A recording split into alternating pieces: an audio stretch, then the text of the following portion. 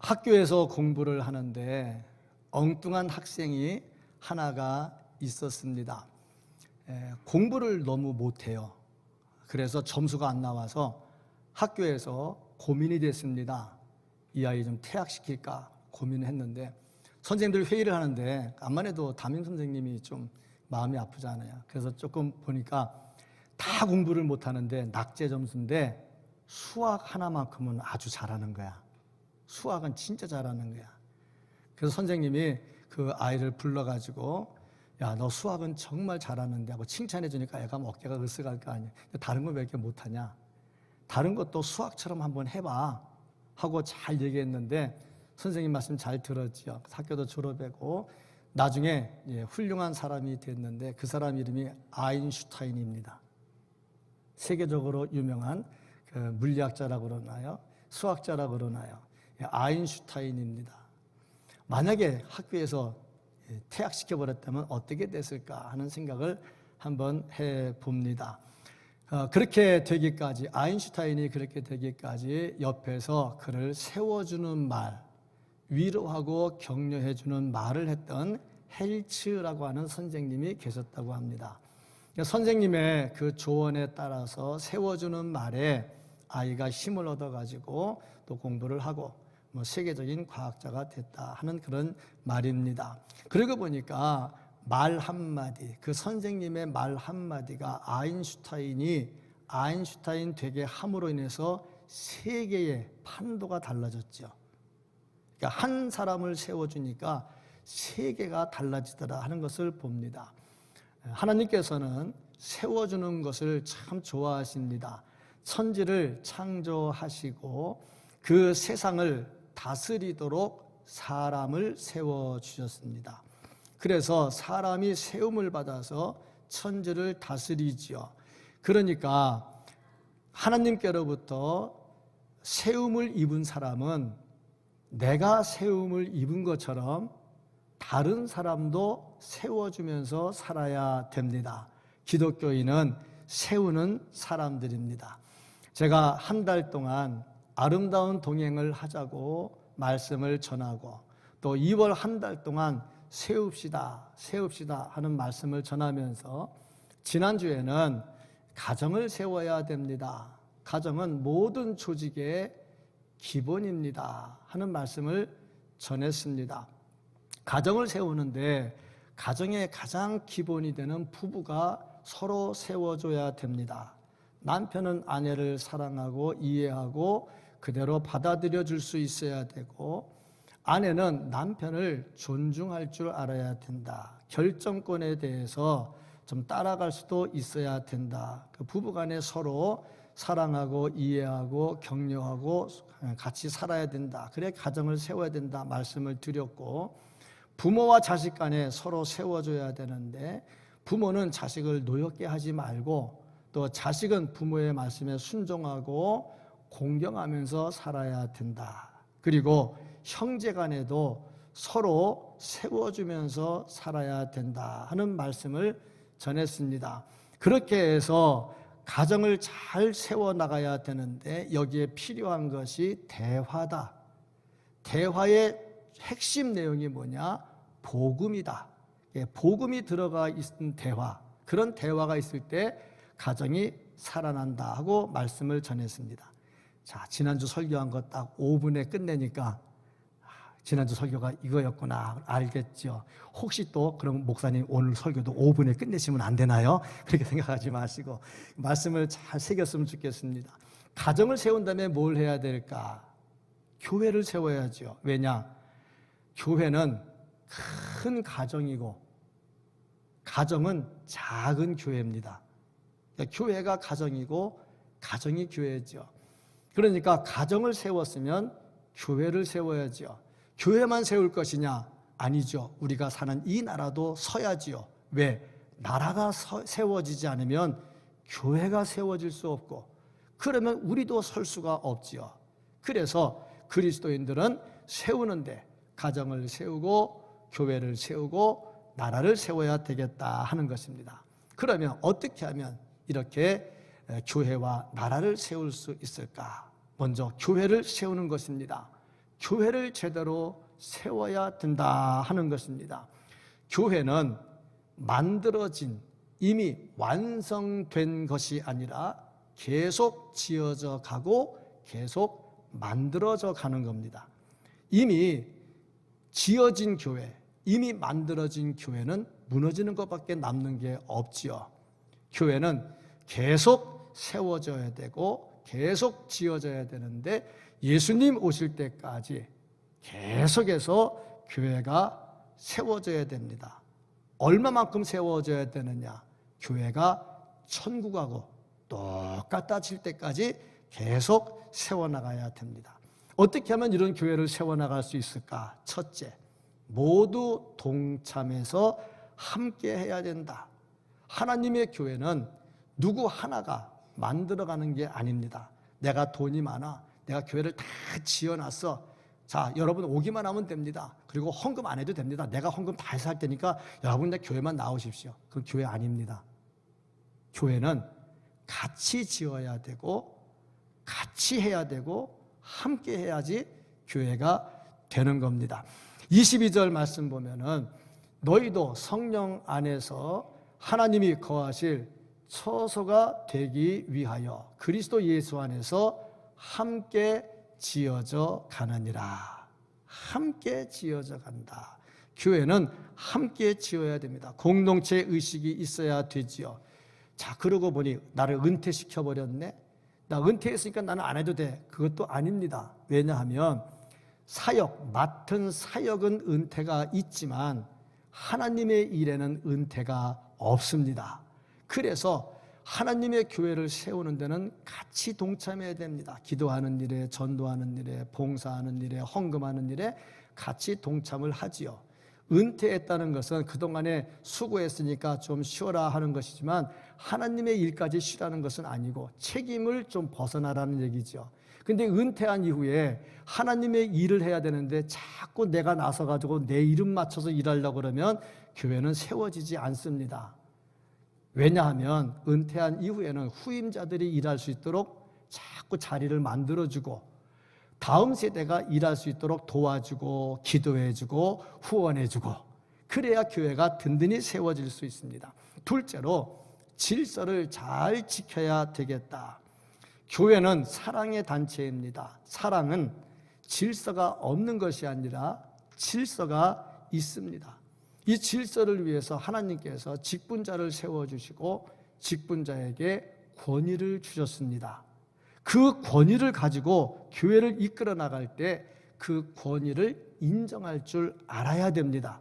일꾼을 세워놓고 권위를 인정하지 않고 쥐어 흔들려고 그러면 교회가 세워지지 않지요.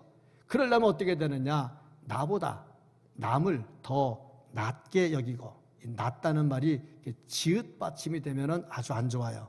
시옷 받침이 돼야 됩니다. 나보다 남을 더 낮게 여기고, 그렇게 해야 교회를 세울 수 있죠. 그 지도자들을 세울 때는 신중하게 세워야 되고, 신중하게 세운 지도자는 존중할 줄 알아야 됩니다.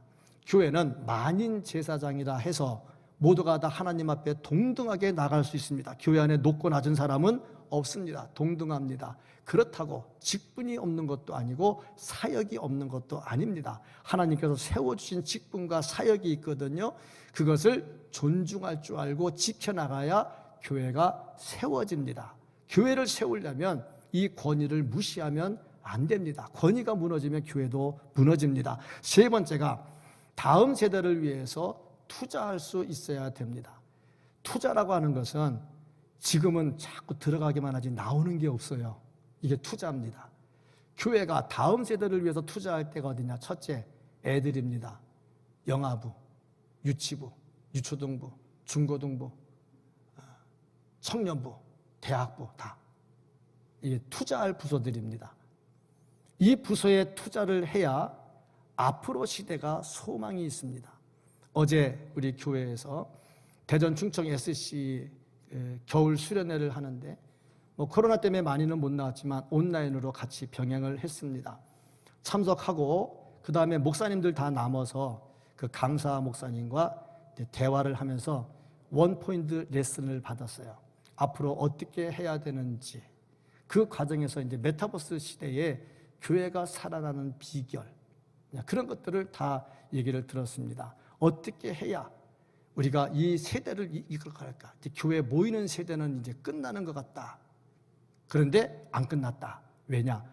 메타버스로 해가지고 온갖 온라인으로 들어가서 사람을 거기다 모아놓고 거기서 놀게 하다가 모여라 그러면 이제 교회로 모이는 거죠. 이제 그러면서 교회가 이제 세워져 나간다는 얘기를 합니다. 그러고 보니 거기는 투자가 많이 되는 거야. 그것들을 하려면 투자를 많이 해야 되거든요. 제가 하나 질문을 했어요. 그럼 우리 교회에서 길거리 농구대회를 하고 애들을 불러 모으려고 하는데 이거는 뭐냐 그랬더니 그것도 마찬가지더라고요. 이렇게 해서 온라인에서 애들을 쫙 불러 모아가지고 이렇게 하다가 모여라 그러고 이제 교회로 모이는 거죠.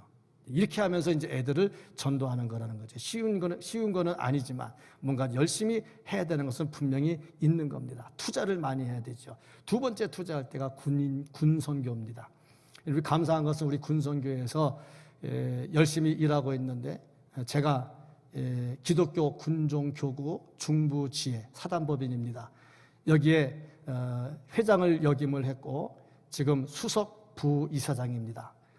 올 말이나 내년 초에 이사장 자리가 저한테 돌아올 텐데 아마 그거 하게 되면 경비가 또 많이 교회가 좀 힘을 써야 되겠죠. 어찌됐든지 간에 여기다가 왜 투자를 해야 되냐면 청년들이 교회를 떠나갑니다. 그런데 군대는 다릅니다. 교회 안 다니던 청년들도 군대 가면 교회 나옵니다. 그 많은 청년들을 전도해야 되겠죠. 세례를 베풉니다. 예전에는 군대 가면 배고프고 먹을 거 없을 때는 초코파이 하나 주면 막 몰려왔어요. 근데 지금 군인들이 월급이 많아졌어요. 그리고 PX도 마음대로 가요. 초코파이 주면 안 온답니다. 그럼 뭘 줘야 되느냐? 최소한 햄버거, 빅버거는 줘야 된다. 그러니까 초코파이 하나에서 빅버거 하나로 바꾸면 돈이 몇 배가 뛰는 겁니까? 5배, 10배 뛰잖아요. 그만큼 군 선교도 힘을 쓰는 거죠. 감사한 것은 우리 교회에서 매달 계속 후원 헌금하시는 분들이 몇 분 계셔서 제가 지난번에 4분 상 받아갖고 왔어요. 나가서 상 받아가지고 왔는데 그만큼 열심히 해야 되겠죠. 미래 세대를 위해서 투자하지 않으면 앞으로 교회가 소망이 없습니다. 투자는 들어가기만 하지 나오는 게 없습니다. 그래도 해야 됩니다. 이것이 교회를 세워가는 모습이죠. 넷째, 예배가 활성화되고 예배가 살아있어야 됩니다. 성도들이 교회를 세우려면 예배 잘 나와야 됩니다. 지금 이렇게 코로나 위기 중에도 지금 막 장난이 아니에요. 지금까지 제가 2년 코로나 해오면서 일주 동안에 코로나 제일 많이 걸린 주간이 지난 주간이요. 교인들이 많이 걸렸어. 그런데 나가서 오늘 겁먹었어. 안 나오면 어떡하 놨더니 지난주보다 좀 더 나은 것 같으네. 그 다음 믿음입니다. 예배가 살아나야 됩니다. 그래야 교회가 세워지죠. 예배가 살아나려면 기도해야 되겠죠. 천사 기도에 모여라 나와야죠. 온 가족 새벽 예배 나와라 나와야죠. 자꾸 나와서 기도해야 교회가 세워집니다. 전도하라 전도대 나와야 되겠죠. 우리 교회 주변으로 옆에 이스트시티 있죠. 새들매 있죠. 지금 SK 새로 들어오죠. 10분만 걸어가면 거기 어진마을 있죠. 거기 넘어가면 신흥마을 있죠. 여기도 조금만 새들매 넘어가면 펜탑이 있죠. 세상에 이 중심에 교회가 있고 아파트가 10,000채가 넘어요. 엄청난 겁니다. 완전히 숲속입니다. 전도 대상자들 숲속에 있다는 얘기죠. 그러니까 전도하지 않고는 안 되겠죠. 또 이 모든 일 하다 보니까 예배에 동참하니까 헌금도 하지요. 헌금도 드려야지요. 교회 봉사도 해야지요. 세상 일에는 우선순위가 있어가지고 잘 다니면서 교회 봉사하라 그러면 바빠요. 그러면 안 되겠지요. 잘 섬기고 예배가 살아있고 그래야 교회는 세워질 수 있습니다. 한 가지 중요한 원칙이 있습니다. 연결 원칙입니다. 연결 우선의 원칙이 있습니다. 그게 뭐냐면 내가 봉사하고 네가 봉사하고 서로 하는데 내가 교회 사랑하고 네가 교회 사랑하는데 스타일이 조금씩 달라야. 스타일이 다르서 너와 내가 가운데 금이가 있으면 이거는 교회를 세우는 게 아닙니다. 이 스타일대로 해야 된다. 이 스타일대로 해야 된다. 그러면 교회가 안 세워집니다. 교회를 사랑하는 마음은 똑같은 단어인데 방법이 달라가지고 충돌이 되면 안 되죠. 그래서 그 중심이 누가 되어야 되느냐? 예수 그리스도가 되어야 됩니다. 16절 말씀을 보면 또 십자가로 이 둘을 한 몸으로 하나님과 화목하게 하려 하심이라. 원수된 것을 십자가로 소멸하시고, 그러니까 교회를 세우려면 교회 안에 원수가 있으면 안 돼요. 십자가로 다 소멸해야 됩니다. 예수 그리스도 중심으로 하나가 되어야 됩니다. 왜냐? 예수님이 십자가로 다 소멸하시고 예수님이 중간에서 모퉁이 돌이 됐어요. 모퉁이 돌이 됐다는 것은 무엇이냐? 예수님 중심으로 서로 연결됐다는 거죠. 너와 내 사이에 예수님이 계셔. 예수님 보고 서로 연결이 된 겁니다. 20절 말씀을 보면은 너희는 사도들과 선지자들의 터 위에 세우심을 입은 자라. 그리스도 예수께서 친히 모퉁이 돌이 되셨느니라. 모퉁이 돌입니다. 자, 모퉁이가 있잖아요. 모퉁이에 이쪽이 있고 이쪽이 있죠. 모퉁이가 없으면 연결이 안 되지요. 너와 내가 연결되는 게 이 모퉁이 때문에 되는 겁니다. 여기에 누가 계시냐? 예수님이 계십니다. 그래서 예수님이 중심이 되는 교회가 진짜 세워져 가는 교회입니다. 우리 교회 예수님 중심으로 세워져 가는 교회 되기를 주님의 이름으로 축복합니다. 그 다음에 이렇게 교회를 세우고 우리가 또 세워야 될 게 무엇이냐? 하나님의 나라입니다. 하나님의 나라라 하는 것은 하나님의 통치가 있는 것을 말합니다. 하나님의 통치가 있다는 것은 하나님이 말씀하시면 아멘 하고 따라가는 겁니다. 하나님 말씀하시는데 그건 나하고 달라요. 안 따르겠습니다. 그건 하나님의 통치가 안 되는 거죠. 그러니까 하나님의 나라가 있다는 것은 내 마음에도 하나님의 나라가 있고 이 교회도 하나님의 나라가 있습니다. 무슨 말이냐면 하나님의 말씀을 듣고 아멘으로 순종하면서 간다. 이게 하나님의 나라입니다. 그러면 하나님의 나라는 어떤 나라일까? 첫째, 하나님만이 최고의 통치권자가 됩니다. 다른 거 없습니다. 하나님의 말씀이라면 누구도 이 일을 제기할 수 없습니다. 하나님의 주권이 있고요. 여기에는 부정과 부패가 없습니다. 하나님만이 절대 통치권자입니다. 두 번째, 사랑과 희망과 평화가 있습니다. 이 땅에는 이게 잘 안 지켜집니다. 사랑하라, 평화해라 하면서 싸웁니다. 세상이 그렇습니다. 지금 우크라이나 전쟁으로 인해서 참 얼마나 많은 마음의 아픔이 있습니까? 젊은이들이 추운 날, 이 뉴스 보면은 다 눈으로 다 덮여 있더라고요. 이 추운 날, 쇠를 만지는 것도 손 시렵고 손 꼽아서 안 되는데 그거 가지고 전쟁하러 가다가 죽어요. 얼마나 마음이 아파요. 이 세상 나라입니다. 왜 그렇습니까? 다 통치권자들이 자기의 유익을 위해서 일을 하게 되는 거죠. 참 이런 걸 보면서 마음이 많이 아파요. 그런데 하나님의 나라는 어떤 나라냐? 하나님만 계셔. 하나님이 최고의 통치권자야. 하나님의 말씀이라면 남녀노소를 불구하고 다 아멘합니다. 우리 교회가 하나님의 나라가 되려면 하나님의 말씀에 아멘만 있어야 됩니다. 하나님의 말씀에 아멘만 있어야 됩니다. 이게 하나님의 나라다는 거죠. 또 그리고 하나님이 가르쳐 주시는 사랑과 희망과 평화가 있죠. 이 나라는요, 이사야 선지자가 말하기를 사자와 어린이가 함께 노는 곳이라고 그랬어요. 어린이가 독사굴에 손을 넣어도 물지 않는 나라가 하나님의 나라라 그랬어요. 진정한 평화가 있습니다. 이 전쟁 많은 나라를 보면서 마음이 많이 괴롭고, 또 그렇게 러시아가 침공해서 그렇다 그러니 러시아 침공할 때 북한 쪽에서 또 우리도 한번 하고 또 넘나들면 얼마나 골치 아픈 일이 생기겠습니까? 참 하나님의 나라가 속히 임해야 되겠다 하는 겁니다. 또 세 번째로 보면 하나님의 나라는 영원한 나라다 그랬습니다. 세상 나라는요, 시간 가면 다 무너집니다. 구소련 강할 줄 알았잖아요. 다 무너져가지고 다 나눠져 버렸잖아요. 나눠져서 또 좀 전쟁하는 거 아닙니까? 세상 나라는 강하지 않습니다. 하나님의 나라는 영원합니다. 그러면 이 하나님의 나라를 세우기 위해서 우리가 어떻게 해야 될까? 먼저 기도해야 되겠다. 우리 예수 믿는 사람이 할 수 있는 게 뭡니까? 기도지요. 하나님, 이 나라가 하나님의 나라가 되게 해주십시오. 하나님의 통치가 이루어지게 해주십시오. 기도해야죠. 둘째로 하나님의 뜻이 이루어지도록 기도해야 되겠죠. 하나님의 뜻이 무엇일까? 모든 사람이 하나님의 통치를 받는 겁니다. 어떻게 하면 하나님의 통치를 받을까? 복음을 받아들여야죠. 복음을 받아들이려면 어떻게 해야 될까? 열심히 전해야죠. 마태복음 18장 14절 말씀, 이와 같이 이 작은 자 중에 하나라도 잃는 것은 하늘에 계신 너희 아버지의 뜻이 아니니라. 잃어버리는 걸 원치 않으셔.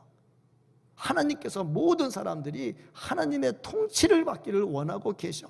그래서 열심히 전해야 되겠죠. 입으로 전하고 몸으로 전하고 말로만 하는 것이 아니라 행동이 있어야 되겠죠. 선한 양심이 있어야 되겠죠. 예수 믿는 사람이 칭찬 들어야지. 가는 데마다 욕 먹으면 안 되잖아요. 하나님 나라가 안 되잖아요. 삶으로 열심히 전하면서 하나님의 나라를 만들어 가야 됩니다. 하나님의 나라가 내 마음에서 시작이 됩니다. 내 마음이 하나님의 나라가 돼서 하나님의 통치를 받아야 되고, 이런 내가 모인 교회가 하나님의 나라가 돼서 하나님의 통치를 받아야 됩니다. 이런 내 자신과 내 가정과 내 교회가 될 수 있기를 예수님 이름으로 축복합니다. 그 다음에 나가는 것이 이 나라를 세워야 됩니다. 나라가 있어야 교회가 있습니다. 나라 없으면 교회 소용없습니다. 나라가 있어야 내가 있지요. 나만 생각한다고 안 되지요. 나라가 세워져야 되겠지요. 나라가 세워지는데 나쁜 나라가 세워지면 안 되지요. 좋은 나라가 세워져야지요. 좋은 나라가 어떤 나라냐? 하나님의 통치를 받는 나라가 좋은 나라지요. 하나님의 통치를 받으려면 하나님의 뜻과 맞지 않는 것은 행하면 안 됩니다. 그런데 맞지 않는 것을 행하려고 그럴 때 우리가 이 나라를 좋은 나라 만들려면 어떻게 되느냐? 나라에서 하라니까 해야지. 그건 아니죠. 하나님의 통치하고 어긋나는 것을 나라가 법으로 만들려고 그러면 안 됩니다. 이건 아닙니다 하고 강력하게 저항할 수 있어야 되겠죠. 그렇다면 이 나라를 위해서 우리가 해야 될 일이 뭐냐? 첫째, 민족 화해를 위해서 교회가 먼저 회개해야 된다 하는 겁니다. 우리나라는 지구상의 유일한 분단 국가라고 합니다. 같은 민족끼리 얼마나 소비적인 일을 하고 있냐고, 무기 낭비 얼마나 많냐고요. 그런 것 안 하고 살면 모든 사람이 다 행복하게 잘 살 수 있을 텐데, 분단 국가입니다. 나라만 남북으로 갔겠느냐? 아닙니다. 투표해 보면요, 빨간색, 파란색이 확실히 달라집니다. 영남, 호남이 달라집니다. 같은 나라 안에서도 색깔이 다릅니다. 또 진보와 보수가 색깔이 다릅니다. 뿐만 아니라 교회도 얼마나 분파가 많습니까? 하나가 안 됐다는 얘기죠. 화해가 안 되는 거죠. 이런 것들을 교회가 먼저 회개해야 된다는 겁니다. 하나님의 나라가 이루어지기 위해서 이렇게 분열된 것들을 회개할 수 있어야 되겠다. 정치하시는 분들도 마찬가지입니다. 그 안에 교인들이 얼마나 많습니까? 그런데 싸우고 있잖아요. 교계는 안 그래요. 그러면 안 되잖아요. 정말 이런 것들을 회개할 수 있어야 되겠다 하는 겁니다. 두 번째는 이기주의를 버려야 됩니다. 싸움을 안 하려면 내 욕심을 버려야 됩니다. 예수님은 내 이웃을 내 몸과 같이 사랑하라 했는데 이것은 이타주의입니다. 그런데 이기주의에 빠지게 되면 이 나라가 제대로 세워지지를 않지요. 베푸는 일에 열심을 내야 되는데 주머니 넣는 것만 열심히 내면 나라가 안 세워지죠. 정치를 하시는 분들도 내 유익을 챙기려고 하지 말고 나라를 먼저 생각을 해야 됩니다. 기업을 하시는 분도 내 주머니만 채우려고 하지 말고 연약한 사람들을 볼 수 있어야 됩니다. 근로자도 마찬가지입니다. 왜 안 주냐고만 하지 말고 기업이 살아날 수 있도록 열심을 내야죠. 서로가 서로를 위해서 세워줘야죠. 그래야 나라가 제대로 설 수 있습니다. 교회도 마찬가지입니다. 내가 교회를 세우려고 내 욕심을 버려야지. 내 욕심을 버리지 않고 자꾸 나를 드러내려고 하면 교회를 세우는 것이 아니라 교회를 허는 것이 됩니다. 자, 먼저 다른 사람을 먼저 생각할 수 있어야 되겠다. 셋째, 화합해야 된다 하는 겁니다. 화목은 참 중요합니다. 예수 믿으면서 교회 오면서 우리가 가져야 될 태도들이 있지요. 서로 성도 간에 화목해야 됩니다. 예수님께서 말씀하실 때에 예물을 드리기 전에, 예배 드리기 전에 먼저 형제와 화목하고 와라 그랬어요. 그렇지 않으면 예배를 안 받으신다고 그랬어요. 그러니까 왼수 같은 마음 가지고 못 죽여서 안달인데 예배 드리러 와서 주여 하고 있으면 예수님께서 하시는 말씀, 그래 나 부르는 건 좋은데 빨리 가서 먼저 잘못한 거 하고 와, 그렇게 얘기를 하시는 거죠. 예배 자체가 안 되는 거죠. 내가 예배 드렸다고 예배는 아니잖아요. 하나님이 받으셔야 예배잖아요. 화목해야 된다. 뭐가 화목한 거냐? 제가 많이 생각을 해봤어요. 뭐가 화목한 거냐? 옛날에는 목사님 지나가면 저 멀리 있다가 목사님 하고 달려와. 근데 지금은 목사님 오면 싹 피해가지고 도망가. 자, 뭐가 화목한 걸까요?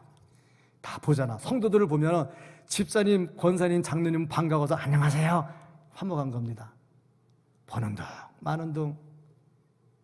아, 오늘은 좀 그러네. 싹 빠져간다. 이게 화목한 거 아니죠. 예배 드리러 왔으면 화목한 겁니다. 이게 화목해야 된다 하는 거죠. 욕심을 버려야 돼요. 욕심 버리지 않으면 안 됩니다. 에베소 4장 3절. 평안에 매는 줄로 성령이 하나 되게 하신 것을 힘써 지키라. 지키라고 안 했어요. 힘써 지키라 그랬어요. 힘써 지키라. 정말 이것을 그냥 말로만 하는 게 아니고 힘써 지키려면 나를 그만큼 내려놔야 돼요. 내 생각, 내 자존심, 내 그런 걸 좀 내려놔야 이게 지켜지지. 나는 안 지키는데 네가 지켜, 네가 나한테 와서 해, 그러면 안 되고 내가 먼저 힘써 지켜야 된다 하는 겁니다. 예수님은요 십자가를 지시고 하나님과 우리를 화목하게 해 주셨습니다. 십자가를 지지 않고는 화목이 안 되는 겁니다. 그만큼 내가 내려와야 되겠죠.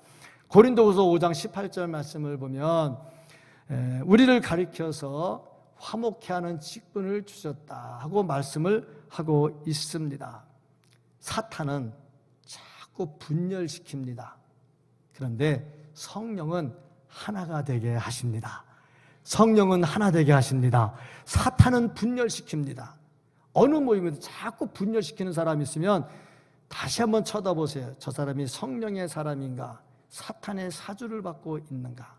물론 성경에 어긋나는 일을 자꾸 하는데 가서 성경대로 해야 됩니다 하는 것은 진리입니다. 그런데 별 문제가 없는데 자기 생각하고 다르다고 해가지고 자꾸 분열시키는 것은 사탄이 하는 일입니다. 그런 것들을 버려야 된다. 하여튼 나라를 세우기 위해서 교회에 먼저 화목하게 되고 화평하게 되기를 주의 이름으로 축복합니다. 다섯째, 희망을 살려야 되겠다. 코로나는 소망이 자꾸 사라집니다. 소망이 자꾸 사라집니다.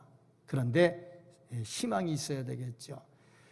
어제 중고등부 수련회를 마치고 목사님하고 강사 목사님하고 우리 목사님들이 이제 원포인트 레슨을 했어요. 그 강사 목사님은 우리 교단의 메타버스 쪽에 최고의 권위를 가지고 있는 목사님인데 우리 교단의 최고의 권위는 대한민국 최고의 권위입니다. 모든 교단의 목사님들이 이 목사님의 강의를 듣고 이제 배우죠. 그래서 원포인트 레슨을 받는데 지금 우리의 사상이 많이 잘못된 거야. 왜? 코로나 때문에 교회는 안 된다. 앞으로 시대 전문의가 자꾸 떠나가니까 교회는 안 된다. 이게 가득 차 있어요. 코로나 이후에 다시 부흥할 거다. 그 생각보다는 현상 유지만 해도 잘하는 거다. 이런 생각이 꽉 차 있는 거예요. 앞으로 미래가 없다. 왜? 2025년 가면 인구가 더 확 줄어든다는데, 젊은이들이 없어진다는데, 근데 그 목사님 생각은 달라요. 그러니까 메타버스가 필요하고 온라인으로 사람을 움직여야 된다. 그러면서 온라인에서 모아놓고 교회 냄새 안 피우고 있다가 온라인으로 모아놓고 자 이제 모여서 우리 힘을 모으자. 그러고 모이는 장소가 교회가 되는 겁니다. 그러면 교회가 폭발적으로 부흥한다는 거죠. 한 사람이 35만을 거느린다나 와, 그러면서 한 얘기가 교회에 이런 사람 하나만 있으면 교회 대폭발이 일어난대. 우리 그 졸지에 35만 교회가 되는 거예요. 예. 제가 물어봤어요. 어떻게 하면 됩니까? 그랬더니 세 사람만 있으면 된대. 밑에 서로 이렇게 카톡은 두 번째 세대고, 세 번째는 유튜버 세대고, 제일 밑에 인스타그램. 인스타그램을 하는 완 그룹하고, 그 다음에 카톡을 하는 두 번째 그룹하고, 유튜버라는 세 번째 그룹이 세 사람만 있으면 된대. 그 세 사람 모아서 기획하고 조정하고 하면 된대. 목사 혼자 안 된대. 세 사람을 모으래. 담임 목사가 열받으면 부목사가 스트레스 받는데, 그래서 부목사하고 일하지 말고 교인 똑똑한 사람 세 사람 불러가지고 세 사람하고 일하래. 그래야 서로 교회가 부흥된대. 그러면서 헌신된 사람 세 사람만 있으면 된다는 거예요. 그런데 소망을 막 주더라고 이렇게. 그래서 그러면 우리가 길거리 농구를 하려고 좀 체육관에서 길거리 농구 하려는데 그건 뭐냐 그랬더니, 그것도 하나의 이제 그걸 가지고 가상의 세계로 인터넷으로 들어가서 자꾸 애들을 불러 모으는 거야. 해가지고 우리 대회하자, 모여라. 그러고 이제 교회로 모아놓는 거죠. 이렇게 이제 해나가는 거죠. 그걸 보면서 와, 역시 미래를 보는 사람은 생각이 다르다는 겁니다. 부정적인 생각하면 안 됩니다. 그 안에서 긍정을 찾아내야 됩니다. 주 안에서 모든 것을 할 수 있느니라. 그렇다는 거죠. 혹시 설교 듣다가 여기 오신 분들은 인터넷 잘못하니까 오신 분들이고, 인터넷으로 설교 듣는 분 중에 내가 뭐 헌신하겠다 한번 모여보세요. 모여가지고 지금 3년을 계획해야 됩니다. 3년을 계획하고 내다봐야죠. 교회가 살아나야죠. 우리 나라도 보면 정말 소망 없는 나라였잖아요. 일제강점기 지냈죠. 6.25 지냈지요. 낙동강까지 몰려가서 나라 망할 뻔했지요. 얼마나 힘들었습니까? 살아났잖아요. 그때는 소망이 없었잖아요. 살아났잖아요. 지금도 어렵잖아요. 살아날 수 있습니다. 비결이 하나가 있습니다. 뭐냐? 니느웨 성을 본받는 겁니다. 니느웨가 망한다고 그랬잖아요. 안 망했잖아요. 이유가 뭡니까? 철저하게 회개한 겁니다. 왕으로부터 짐승까지 회개했습니다. 이 나라가 살 수 있는 소망이 있는 길은 대통령부터 전부 회개하는 겁니다. 미말에 짐승까지 회개하는 겁니다. 정말 하나가 되지 못하고 자기 욕심을 가지고 살았던 것들을 회개해야지요. 그래야 나라가 소망이 있는 겁니다. 가정도 그렇습니다. 자, 그렇다면 이제 우리는 어떻게 살아야 될까? 네 번째, 행동하는 신앙인이 되어야 되겠다. 말만 잘해서는 안 됩니다. 교회 사랑 말만 갖고 안 됩니다. 행동해야 됩니다. 어떻게 행동할까? 첫째, 행함과 진실함으로 해야 되겠다. 진실함입니다. 진실이 뭐냐? 진실은 틀린 것은 틀렸다고 말하고 맞는 것은 맞다고 말하는 게 진실입니다. 틀린 것을 계속 맞다고 주장하는 것은 거짓입니다. 제가 속상한 게 그겁니다. 틀린 것을 계속 고집하면서 자기는 정직하대. 정직이 아니죠. 진실이 아니죠. 거짓이죠. 말씀에 위배되지 않고 말씀을 따라가는 것이 진실이고 정직이죠. 우리 그리스도인들이 이렇게 살면 정치하는 분 중에 3분의 1 이상이 기독교인입니다. 그들이 이렇게 살면 경제를 움직이는 중에 기독교인들이 많습니다. 그들이 이렇게 살면요, 나라는 분명히 세워질 수 있습니다. 남들 일할 때 일 안 하고 수수방관하고 있다가 일 다 끝난 다음에 나타나가지고 이건 이렇고 저건 저렇고 그러면 안 되잖아요. 그러면 나라가 안 세워지지요. 교회도 안 세워지지요. 일할 때 함께 일하고 잘못한 건 서로 부둥켜 안고 회개하고 그래야 세워질 수가 있습니다. 두 번째는 정죄하기 전에 자신을 먼저 봐야 됩니다. 우리말에 똥 묻은 토끼가 겨 묻은 토끼 나무란다 하는 말이 있습니다. 예수님 말씀하셨지요. 자기 눈에 있는 들보는 보지 못하고 남의 눈 속에 있는 티를 보느냐. 네 눈 속에 들보를 먼저 뽑아라. 자기가 더 잘못됐고 더 큰 죄인인데 그건 다 감추고 남만 자꾸 들춰내죠. 요즘 뭐 유명한 말 있잖아요. 내로남불. 내가 한 건 다 괜찮아요. 그럴 수도 있지. 네가 한 건 다 못됐어. 그렇게 하면은 나라가 세워지지 않죠. 그래서 먼저 내 자신이 먼저 돌아보고 내가 잘못된 것들을 먼저 내려놓고 너 회개해, 너 똑바로 해, 너 제대로 해 하지 말고 나부터 먼저 하자는 겁니다. 나부터. 그래야 이 나라가 세워질 수 있고 교회가 세워질 수 있고 가정이 세워집니다. 가정도 그렇잖아요. 부부간에 열띤 토론, 남들은 부부 싸움이라고 그러대.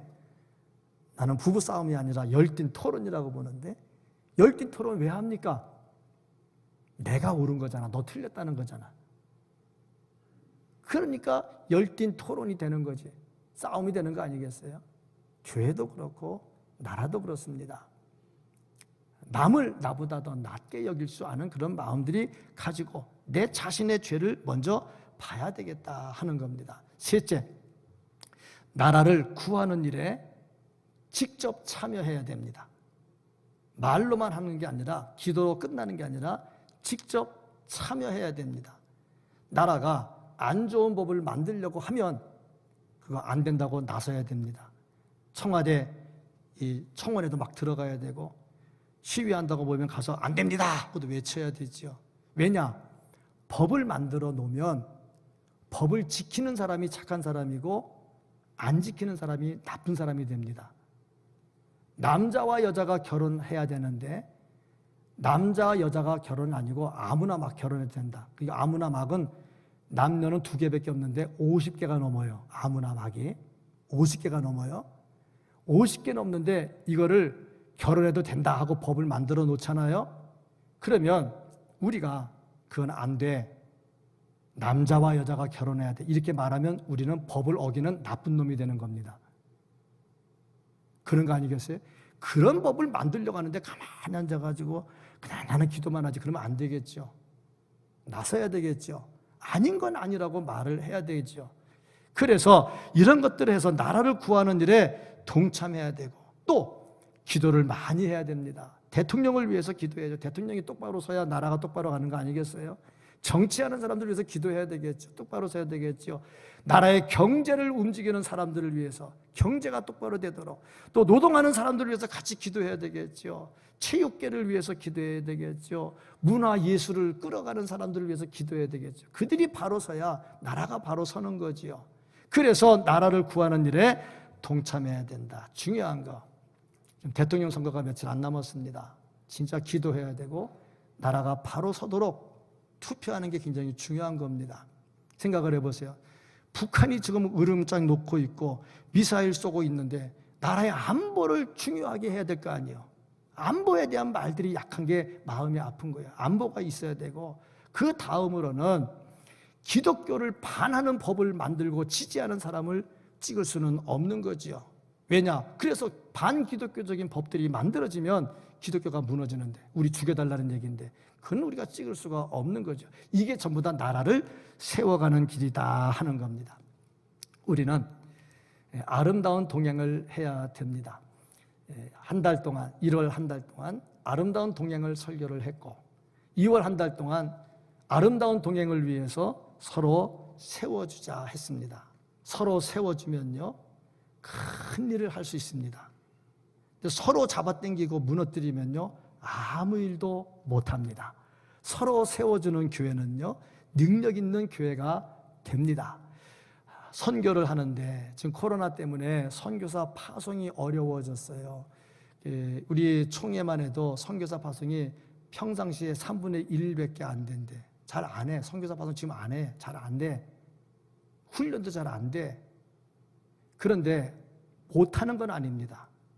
할 수 있습니다. 어떻게 하느냐 물어봤더니, 전에는 한 교회가 선교사 한 가정을 파송을 했는데 이제는 한 교회가 파송하려니 헌금이 모자라 안 돼. 그럼 못한다. 그게 아니고 세 교회가 같이 손을 잡아. 자, 우리 3분의 1씩 되자. 3분의 1씩 돼가지고 선교사 한 가정을 파송을 하는 거야. 이게 서로 세우는 것이고 서로 동행하는 것이고 서로 함께 가는 겁니다. 그러면 할 수 있습니다. 교회도 그렇습니다. 너 혼자 해, 너 혼자 해. 나 바빠 못해 그러지 않고 그래도 내가 조금 할게, 나도 조금만 할게, 조금 할게. 그러고 와서 모여서 힘을 모으면 교회는 세워집니다. 이렇게 가정을 세워가고 교회를 세워가고 나라를 세워가고 세워주면서 서로 아름다운 동행을 해나갈 수 있는 우리 모두가 될 수 있기를 예수님 이름으로 축복합니다. 아멘. 기도하겠습니다.